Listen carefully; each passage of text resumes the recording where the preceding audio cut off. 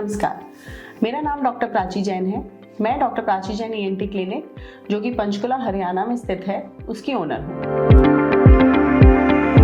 आज हम बात करेंगे टिनाइटस के बारे में। टिनाइटस क्या है? टिनाइटस है जब आपको कान से आवाज़ आए और वो कान में आवाज़ जो है गूंज रही है, या फिर आपको लग रहा है जैसे घंटी बज रही है, या प्रेशर कुकर की सीटी बज रही है, या विसल बजना, इसको टिनाइटस कहते हैं।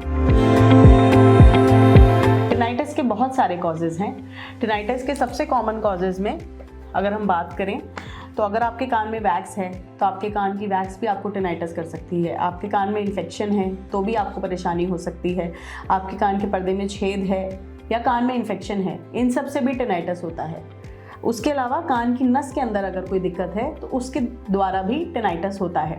या अगर खून की नस जो कान के नीचे से घूमती है उसमें दिल की धड़कन तेज हो तो उसकी वजह से भी टिनाइटस हो सकता है।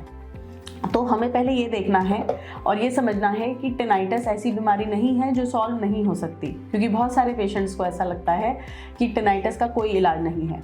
अगर आप अपने डॉक्टर से मिलते हैं और अगर आपके कान में वैक्स पड़ा है या आपके कान में इन्फेक्शन है, अगर हम उसे सेटल कर दें तो आपका टिनाइटस सेटल हो जाएगा। अगर आपकी टिनाइटस खून की नस की वजह से है, जो कि जब घूम रही है वहाँ पे दिक्कत आ रही है, तो उसकी वजह से आपको पल्सेटाइल टिनाइटस होता है। पल्सेटाइल टिनाइटस आपकी दिल की धड़कन के साथ मैच करेगा। अगर आप इसको यहाँ प्रेस करते हैं और अगर आपको लगता है कि आपका टिनाइटस कम हो गया है तो इसका मतलब आपको पल्सेटाइल टिनाइटस है।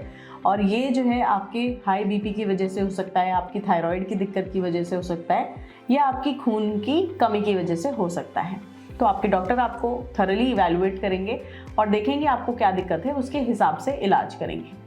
उसके अलावा जो सबसे कॉमन टिनाइटस है वो है नस वाला टिनाइटस। नस वाला टिनाइटस नस की कमज़ोरी की वजह से हो सकता है।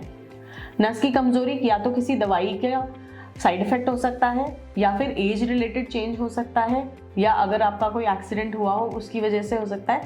जनरली हम कहते हैं कि टिनाइटस हर एक की ज़िंदगी में एक ना एक बार ज़रूर होता है। अगर वो ठीक हो जाता है अपने आप तो उसको बहुत ज़्यादा इवैल्यूएशन की ज़रूरत नहीं है। अगर वो नहीं ठीक होता है या फिर वो चलता रहता है तो आप अपने डॉक्टर से मिलिए, वो आपको इवैल्यूएट करेंगे। बहुत बार नाक के नज़ले की वजह से भी टिनाइटस होता है, जिसमें अगर आपका नज़ला बड़ा है तो आपको कान में जो है साइन साइन की आवाज़ आएगी, या फिर प्रेशर कुकर की सीटी बजने वाली आवाज़ आएगी। यूजुअली हम कहते हैं टिनाइटस में इसको इग्नोर कीजिए, इसके साथ जीना सीखिए, इसकी तरफ ध्यान ना दीजिए।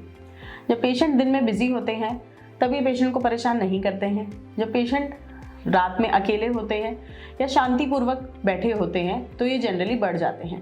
खासकर दिसंबर जनवरी में जब सारे पंखे, एसी, सारी चीज़ें बंद हो जाती हैं तो हमारे टिनाइटस का इंसिडेंस बहुत ज़्यादा बढ़ जाता है, क्योंकि बैकग्राउंड साउंड्स कम हो जाती हैं।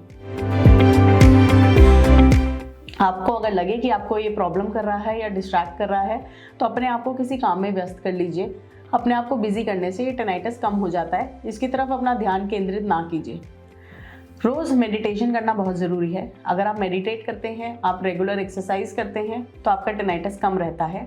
उसके अलावा बहुत सारी ऐसी दवाइयाँ हैं जिनसे टिनाइटस कम होता है।